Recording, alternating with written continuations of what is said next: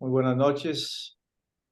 Tengan todos ustedes bienvenidos a esta eh, reunión en amistad, en fraternidad, para seguir meditando en el libro Hechos de los Apóstoles, el capítulo 11, ¿verdad? 11. Muy bien, iniciamos con la oración. En el nombre del Padre, del Hijo y del Espíritu Santo. Amén.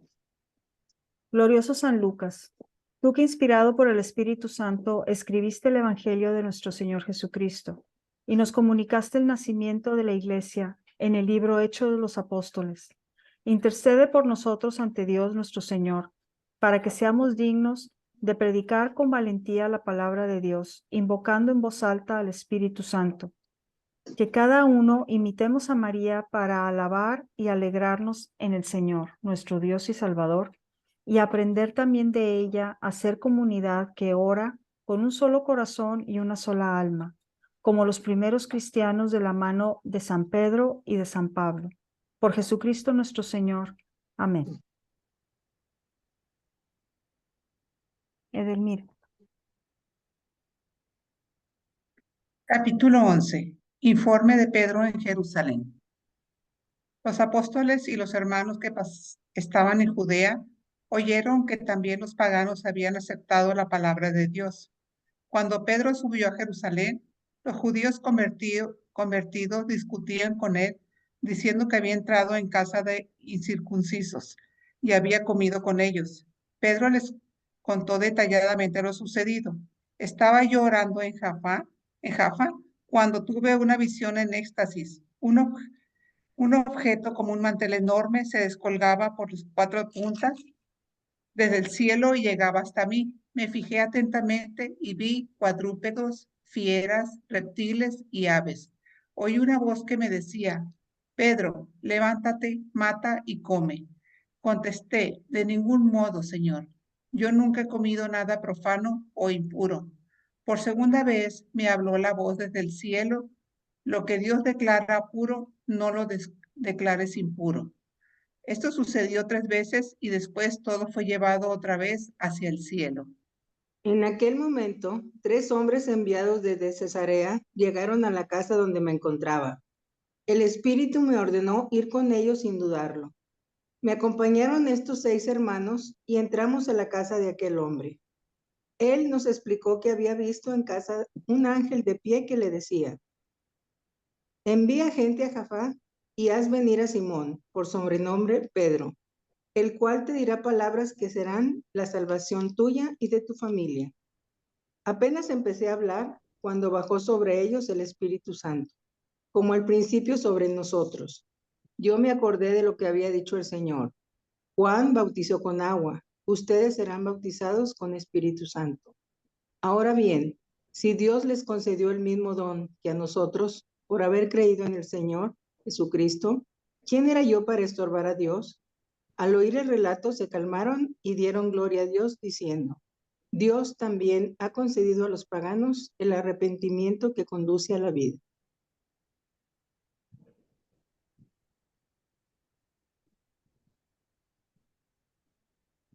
Los que se habían dispersado cuando la tribulación originada a la muerte de Esteban llegaron en su recorrido hasta Fenicia, Chipre y Antioquía, sin predicar la palabra a nadie más que a los judíos. Pero había entre ellos algunos chipriotas, cirinenses, que venidos a Antioquía hablaban también a los griegos y le anunciaban la buena nueva al Señor Jesús. La mano del Señor estaba con ellos, y un crecido número recibió la fe y se convirtió al Señor. La noticia de esto llegó a oídos de la iglesia de Jerusalén y enviaron a Bernabé a Antioquía. Cuando llegó, vio la gracia de Dios y se alegró y exhortaba a todos a permanecer con un corazón firme, unido al Señor, porque era un hombre bueno, lleno del Espíritu Santo y de fe. Y una considerable multitud se agregó al Señor.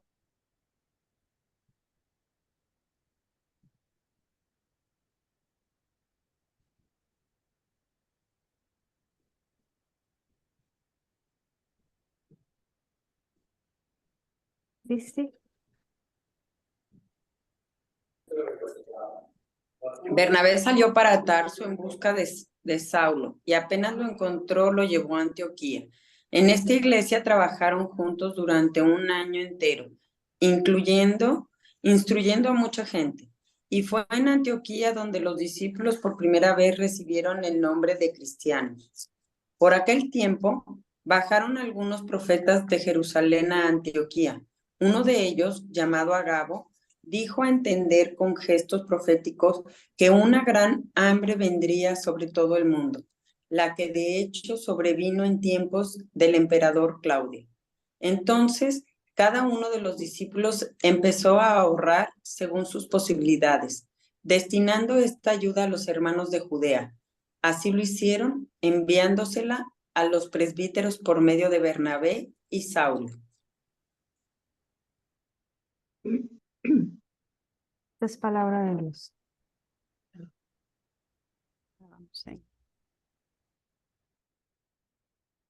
Bien, pues nada más para tratar de retroalimentarnos, nos estamos dando cuenta que de nuevo Lucas está narrando una gran parte de lo que vimos la semana pasada en el capítulo anterior. Probablemente le da tanta importancia al hecho de la conversión de los paganos que lo quiere mencionar por dos ocasiones de la misma manera que leeremos 3 veces la conversión de San Pablo. El capítulo anterior, en pocas palabras, lo resumimos como que trató de la evangelización de los gentiles, en especial de la conversión del centurión Cornelio y su familia, y que a través de una visión, Dios fue preparando a Pedro para poder aceptar de una manera más dócil la voluntad de él. Tenemos también que entendimos que Pedro se dio cuenta, que reconoció que la salvación es para todos. Y lo que pudimos retomar como mensaje en ese capítulo era que, perdón, déjenme nada más porque esto se cambió, que nosotros tenemos que estar dispuestos en nuestro corazón para acercarnos también a las personas que no piensan igual que nosotros, que son de diferentes creencias, que son de diferentes razas, que tienen otras costumbres, otras lenguas, otras culturas, como era el caso de todas las personas que por causa de la diáspora tuvieron que, o porque estaban huyendo, tuvieron que vivir en lugares que no eran donde originalmente habían nacido. Bien, eso es lo más importante que tratamos en el capítulo anterior. En este capítulo de los Hechos de los Apóstoles, se nos recuerda que fue en Antioquía de Siria donde a los discípulos de Cristo los llamaron por primera vez cristianos. Cristianos lo utilizaban a veces como una palabra sinónima de pobres. Al llamado Pentecostés de los gentiles, que fue como algunos exégetas le llamaron al momento en la que en el capítulo anterior también recibieron el Espíritu Santo, y al bautismo de los miembros de la casa de Cornelio. Y como Pedro responde en el marco de la Iglesia Madre de Jerusalén a la interpelación, hija de las miras estrechas de los hermanos de aquella comunidad, como que esa frase está muy rebuscada, pero en pocas palabras yo le entiendo que quiere decir que estaban como que un poco cerrados a la nueva oportunidad que se les brindaba a los paganos, los judíos ya convertidos, ¿verdad? Dice, hace una decisiva apología de la apertura de la iglesia a los gentiles. Aquí es donde entra el trabajo de Pedro. Ya nosotros habíamos visto en el capítulo anterior que cuando se dio el Pentecostés de los gentiles, Pedro y Juan tuvieron que acercarse para poder dar testimonio de lo que estaba sucediendo. Y ahora nos estamos dando cuenta que es el mismo Pedro el que está incurriendo, según ellos, en una grave falta contra su ley mosaica. Dice, la conducta de Pedro les extrañaba mucho y disputaban con él. Obviamente, demandaban una explicación de lo que había hecho. No preguntaron, ¿por qué has predicado a los gentiles? Ni porque has bautizado a los gentiles, sino porque has comido con ellos, como si esto hubiera sido el pecado imperdonable. El argumento que a él le convence y luego también a la comunidad es que Dios ha tomado la iniciativa. Lo que Dios ha declarado puro, no lo llames tú profano, referente a las comidas. Si Dios les ha dado a ellos el mismo don que a nosotros, ¿quién era yo para ponerme a Dios? Esa fue la respuesta que les dio Pedro, ¿verdad? Se nota en la actitud de los judíos que no estaban muy de acuerdo con lo que Pedro había hecho. Sin embargo, de nuevo Pedro les relata lo que sucedió y entonces finalmente tuvieron que entender. Dice, el diálogo sincero resuelve un momento de tensión que podría haber sido más grave. La apertura al mundo pagano fue obra del espíritu del resucitado. Híjole, no alcanzo a leer la parte de arriba. Aurorita, porfis. Sí. Pedro, máxima autoridad, acepta la interpretación crítica de algunos de la comunidad que le tachan de precipitado en su decisión. Da las explicaciones oportunas y la comunidad las acepta, reconociendo que también a los gentiles les ha obligado la conversión que lleva a la vida. Ok. Bueno, momentáneamente se tranquilizan un poco con la explicación que da Pedro. Nosotros ya más adelante, cuando entremos en el capítulo 15, nos vamos a dar cuenta que vuelven a retomar esta inquietud y es cuando tendremos el primer concilio de los apóstoles. Pero bueno, la visión del mantel en el que hay diversos animales es una representación de la totalidad del mundo. El mantel con 4 puntas coincide con los puntos cardinales. Los animales de diferentes especies sobre un único mantel representan la totalidad de la creación, participando del mismo plano, de la misma dignidad. A partir de este momento, iban a reconocer que el Evangelio es para todos, que los hombres de todas las naciones pueden ser hermanos, miembros del mismo cuerpo y que verdaderamente la Iglesia de Cristo es el reino universal del Mesías. Esta parte que está aquí acerca de cómo todos somos miembros del mismo cuerpo, de una manera muy representativa, le escuché en ocasión a un sacerdote decir que, por ejemplo, en nuestro cuerpo humano, si nos damos un golpe de pronto en la rodilla, lo primero que hacemos en automático es, pues, con nuestra mano sobarnos, ¿verdad? Porque es un miembro de nuestro cuerpo, formamos todos un mismo cuerpo. Entonces, es algo parecido a lo que sucedería en todos que somos miembros de la iglesia. Tendríamos que tener esa caridad y ese compartir con cada uno de los miembros para poder realmente darnos cuenta que la iglesia de Cristo es el reino universal. Dice, a ver, no se quiere cambiar ya. Dice, en esta sección de la historia tenemos un ejemplo notable de una de las maneras en que los apóstoles fueron guiados a toda verdad según la promesa del Señor, por visiones dirigidas al sentido de la vista, por una voz dirigida a su oído, por recados que se le enviaron por mandato de un ángel, cosas todas reforzadas por solo una orden del Espíritu Santo. Pedro fue guiado a esta verdad nueva y por el relato oral que él mismo dio a sus hermanos, estos fueron llevados a la misma luz. Se convencieron, cierto, por los mismos hechos que Pedro, con la única diferencia de que a los otros, por las palabras que Pedro les contó, O sea, Pedro fue testigo de lo que sucedió y los otros creyeron y confiaron en lo que Pedro les dijo. Precisamente por este medio llega el poder de todos los hechos de la Escritura a la mente y corazón de las gentes de hoy día.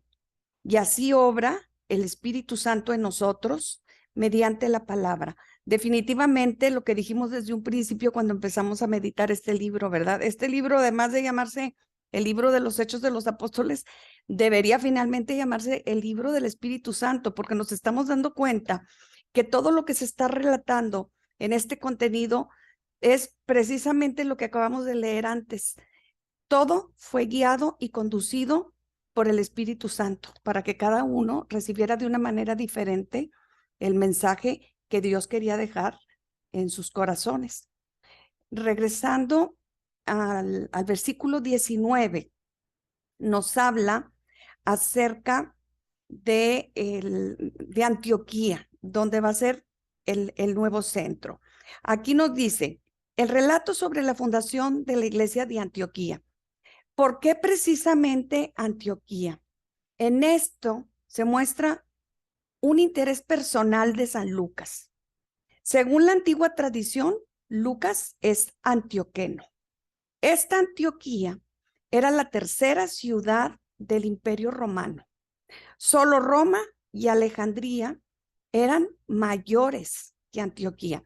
Así es que estamos hablando que Antioquía se supone que tenía más de 500,000 de habitantes, de diferentes razas, de diferentes culturas, por lo que comentamos hace unos momentos, por la diáspora y por la persecución. Así es que Lucas nos va a presentar dos fases de la predicación. Estas dos fases serían lo típico que siempre hizo Saulo. En primer lugar, la predicación se iba a dirigir a los judíos. Y la segunda, en caso de que los judíos o algunos judíos no la aceptaran, entonces se tendría que dirigir a los paganos griegos. Así es que si seguimos en el contenido del libro, tendremos que mencionar que, dice, en relación con esta dispersión, sorprende que mientras los apóstoles pueden permanecer tranquilos en Jerusalén, los que de hecho han de huir son los del grupo de Esteban, los helenistas.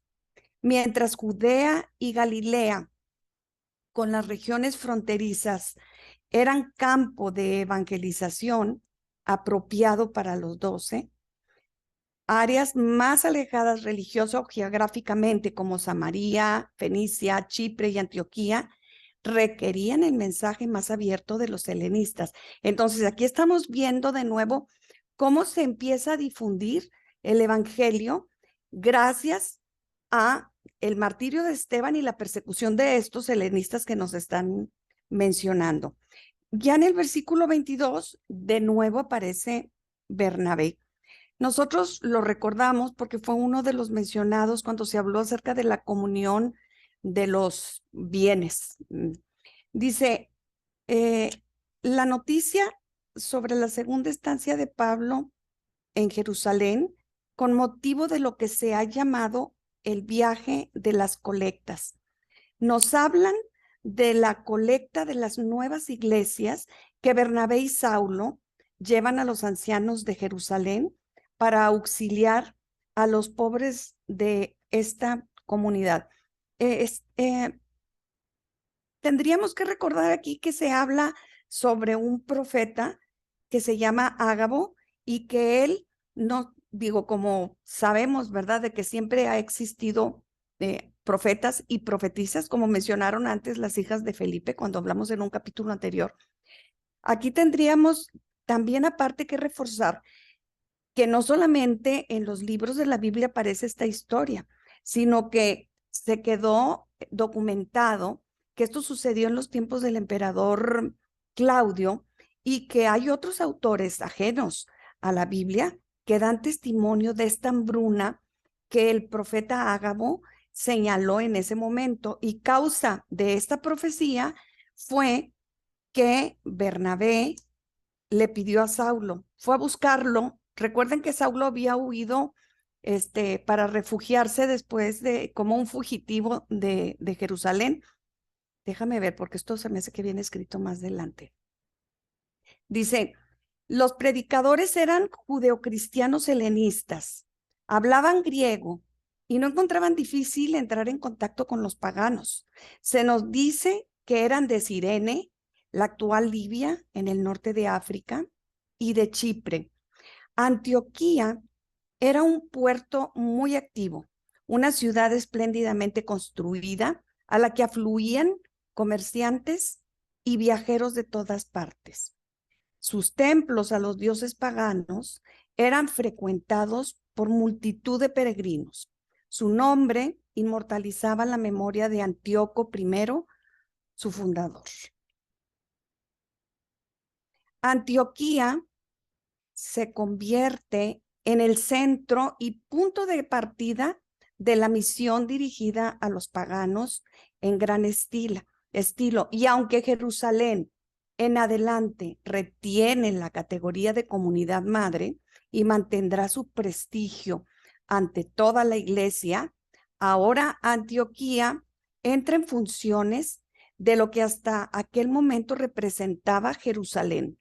Así pues, los de Chipre y de Cirene, que en Antioquía por primera vez se pusieron en contacto como mensajeros de la fe con los griegos, es decir, con los no judíos, empezaron una obra sumamente trascendental para la historia de la iglesia, anunciándoles el evangelio de Jesús el Señor. Enviaron a Bernabé a Antioquía.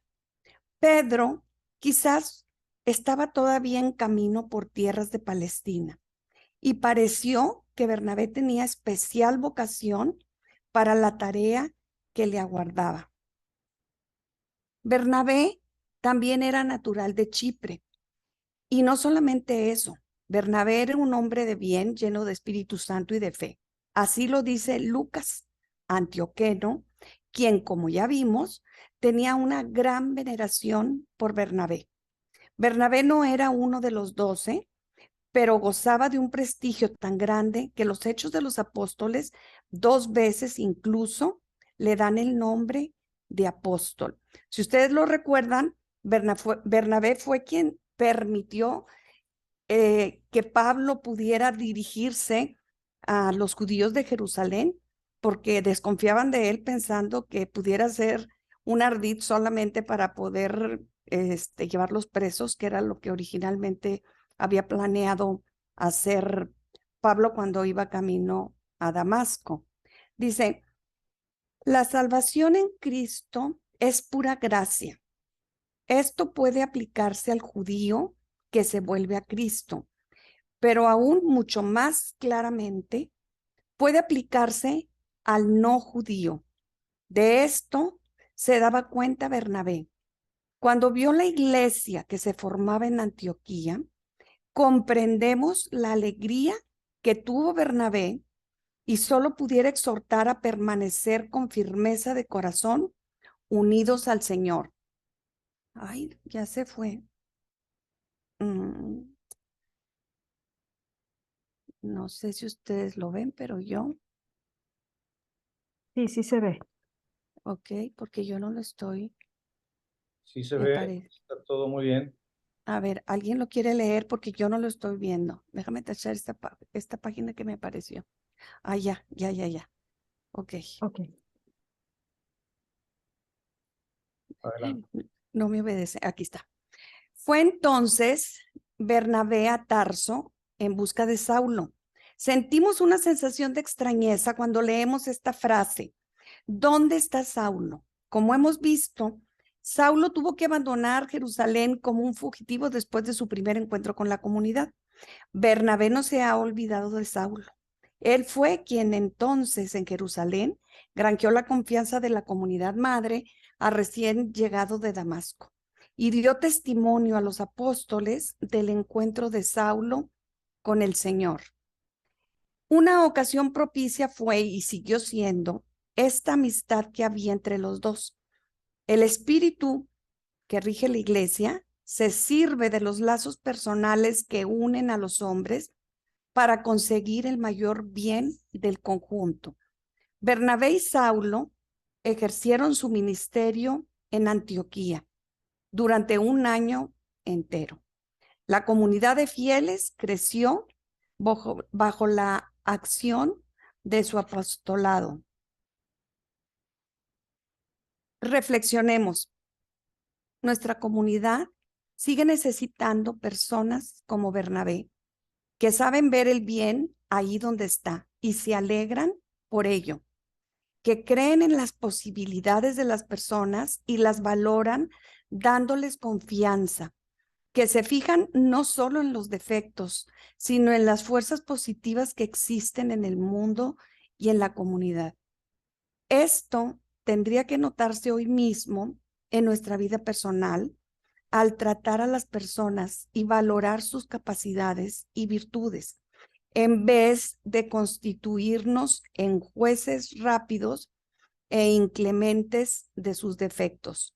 Deberíamos ser, como Bernabé, conciliadores y no divisores en la comunidad. Bernabé necesita ayuda porque la obra era mucha y no solamente conocía a Pablo, sino que sin duda sabía que el Señor le había dicho que iba a llevar su nombre en presencia de los gentiles. Entonces, ¿quién mejor que Pablo podría ayudarle con los gentiles de Antioquía? En aquel año, en Antioquía, se vio con claridad y seguridad crecientes cómo la iglesia se liberaría del aislamiento en que la colocaba la mentalidad legalista judía. De este modo, se preparaba algo que determinaría el camino de Saulo y le convertiría en el incomparable heraldo de la salvación cristiana, de la gracia y de la libertad en Cristo.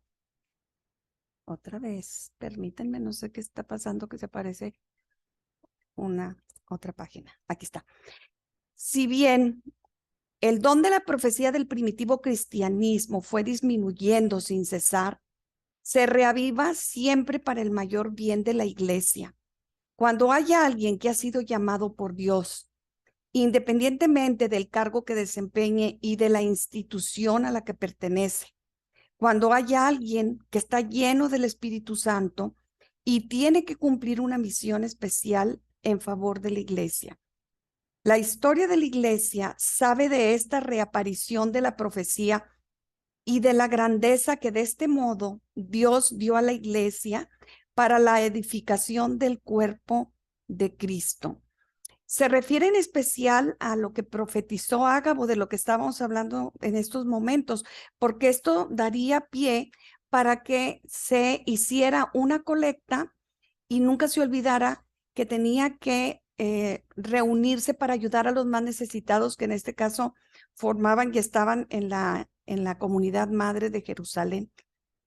Entonces, eso sería, en pocas palabras y de una manera muy sintetizada, el contenido del mensaje que nos quiere dar Lucas en este capítulo.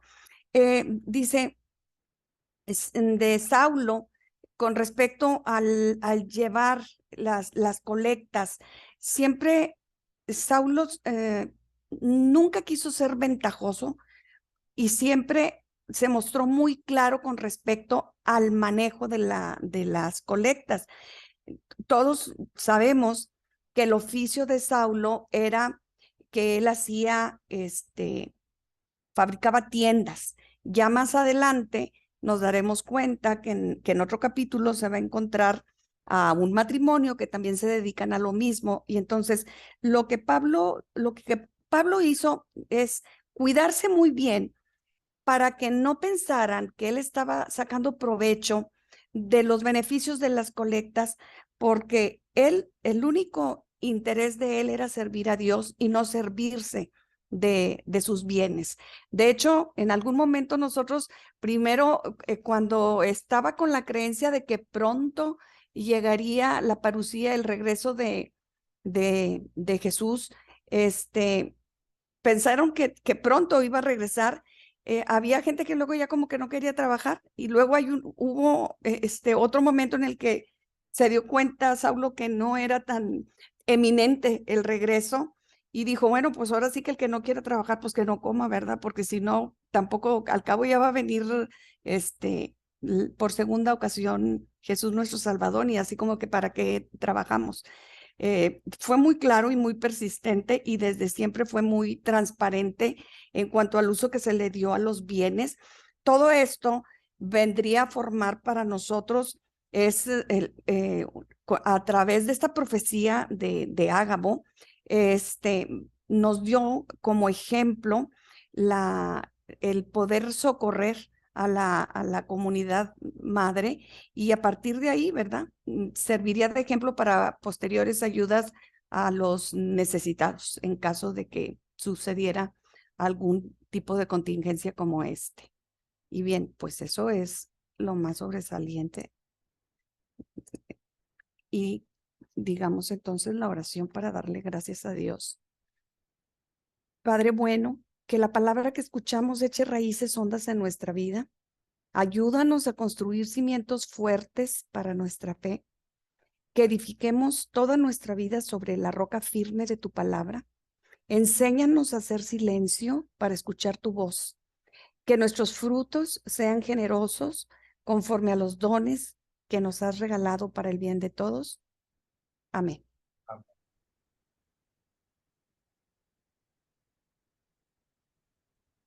Muy bien. Excelente. A ver, comentarios. Bienvenida Sandra Lomelí. Amelia. También. Muy bien. ¿Qué les llamó la atención de este capítulo? Se me hizo breve. Muy pequeñito, ¿verdad? Por eso en la ocasión anterior queríamos verlos juntos, porque como estaban relacionados, pero desafortunadamente como iba a haber muy poquito tiempo, pues los tuvimos que separar. Muy bien. Creo que llevamos un buen proceso, un buen desarrollo y pues nos está sirviendo mucho. Yo sé que mañana es Día de las Madres y ahorita andan muchos en festejos y también preparándose, pero bueno, era importante perseverar en esto para que no se nos vaya a acumular con los demás capítulos que todavía pues, son 28, ¿verdad? 8. 28 capítulos en total, entonces para no quedarnos muy atrás, ¿verdad? Y tratar de perseverar a menos de que andemos fuera de la ciudad. Pues bueno. Así es. Bueno, ¿algún comentario de este capítulo? Padre, hablando de perseverancia, pues me llamó mucho la atención la Bernabé. Esa perseverancia, ese tesón o sea, se me hizo muy fundamental la participación de él. Está como una piedra ahí, como un pilar muy fuerte para la propagación del evangelio de los primeros cristianos, de las comunidades. Sí, sí, a Sedalia ya nos había dicho que San Pablo necesitaba un apoyo, ¿verdad? Y Dios se lo Ajá. concedió enviándole a Bernabé un apoyo espiritual, de amistad y de apostolado, porque pues sí se enfrentaban a muchos ambientes adversos. De hecho, hoy en la misa, pues escuchamos muy bien cómo pues lo apedrearon a San Pablo y pues casi lo daban por muerto y lo sacaron fuera de la ciudad. Y pues si no hubiera sido ahí por algunos discípulos y también San Bernabé que lo acompañaba, pues sí, hubiera pasado más difícil los momentos de la evangelización. Sin embargo, San Pablo y San Bernabé, los dos eran una fuerza tan grande en Cristo resucitado que no tenían miedo al sufrimiento, a la persecución, y iban de un lugar a otro y en algunas partes lo recibían con mucho cariño y apertura y se convertían, y en otras partes pues los detestaban y los querían matar, ¿verdad? pero ellos estaban tan convencidos del amor de Dios y del poder de Dios y de la resurrección de Cristo que no le tenían miedo, ¿verdad? Se enfrentaban y se iban a otra parte y a fundar comunidades cristianas y compartir la fe, que es un gran regalo de Dios para el mundo. La resurrección de Cristo es el gran regalo de Dios para la humanidad, para que tengan esperanza, para que tengan fe, para que le den sentido a la vida presente y futura. Entonces, decía San Pablo, que hay que pasar por muchas tribulaciones para entrar en el reino de los cielos, ¿verdad? En el reino de Dios. De hecho, lo dicen en la misma primera lectura de hoy. Y pues como muchos se adherían y se convertían también. Entonces, San Pablo y San Bernabé, grandes ejemplos, igual que los demás apóstoles y la primitiva comunidad cristiana que mi respeto, estamos tocando ahorita en Pascua el frescor y la fuerza de la primitiva comunidad cristiana, testigo de la resurrección de Cristo. Y con la fuerza del Espíritu Santo nos dan ejemplo de dinamismo apostólico, evangelizador. Aquí los católicos ahorita en este tiempo estamos como que en los mínimos, decía yo en la misa, ¿verdad? Los mínimos, no hacer mal a nadie, ir a misa, cumplir con tus deberes, pero nos falta ir a los máximos, al, tener grandes ideales de salvar al mundo, de contagiar al mundo de fe, de amor, de bondad. Nos falta mucho espíritu santo, espíritu evangelizador, eh, de ir a los no creyentes, a los que están débiles en la fe, a los que le han dado la espalda a Dios, a la iglesia, a los que andan por otros caminos, ¿verdad? Tenemos mucho, mucho que hacer en este tiempo y pues cada año Dios nos regala estos textos de la frescura de la iglesia, ¿verdad?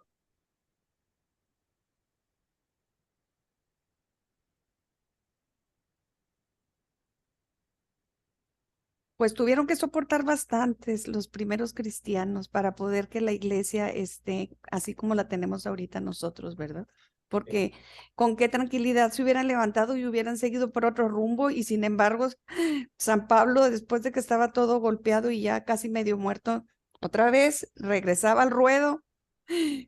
Finalmente Dios no se equivocó al elegirlo porque ya sabía, ¿verdad? Con quién iba a contar. Es, El dúo dinámico, Bernabé y San Pablo. exactamente. Y dice el Papa Francisco que el siglo XX y siglo XXI son los siglos de mayor persecución hacia los cristianos que en toda la historia de la iglesia. Eso es fuerte porque ahorita nosotros no somos perseguidos abiertamente, indirectamente sí aquí en México, ¿verdad? Pero en otros países la persecución es violenta.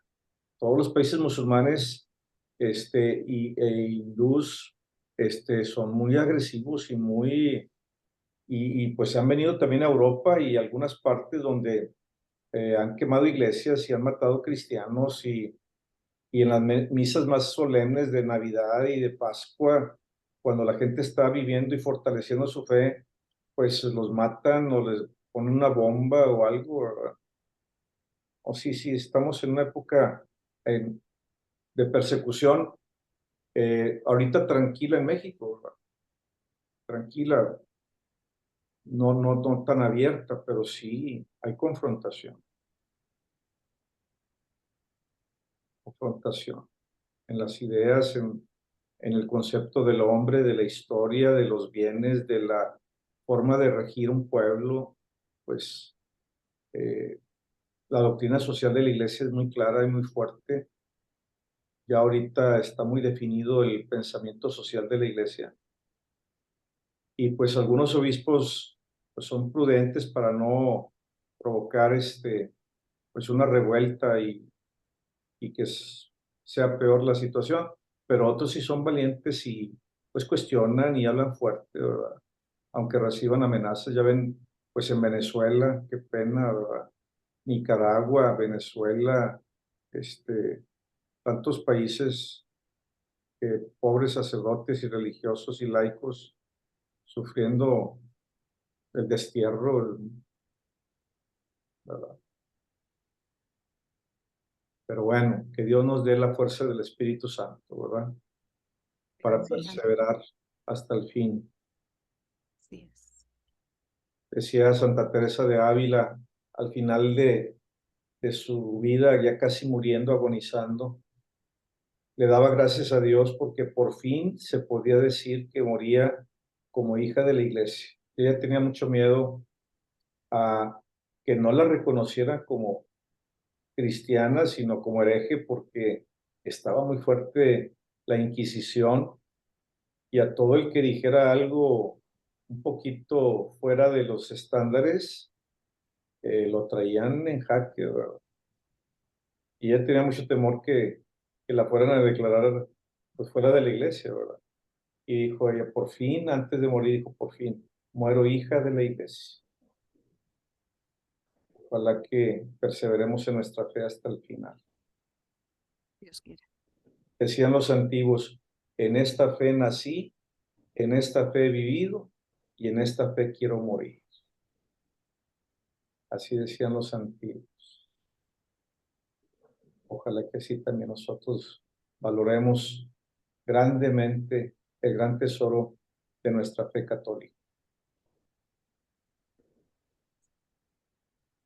Bueno, pues les agradezco a todos su presencia, su cariño, su perseverancia y pues en un ratito más subo esta grabación porque no pudimos hacerlo en vivo se me desconfiguró el Zoom, pero ahorita lo actualizo y ya para la siguiente sesión ya podemos hacerlo en vivo. Y ahorita se está grabando y se está guardando en la memoria y al ratito lo subo al Facebook y al YouTube. Que Dios los bendiga, que pasen buenas noches.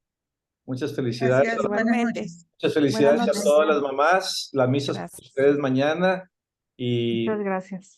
pues darle gracias a Dios por nuestra Madre del Cielo, la Virgen María, y pedimos por las mamás difuntas que Dios las tenga en su gloria. Así sea. Gracias. Así Y sea. Dios Gracias, Padre. y Dios les recompense a toda su entrega y su generosidad. Gracias. Gracias, Padre, Muchas igualmente. felicidades a todos. Felicidades a todas las mamis. Sí. Igualmente, Felicidades. compañero. Que la Buenas pasen noches. bonito. Hasta luego. Buenas Buenas noches. noches. Gracias.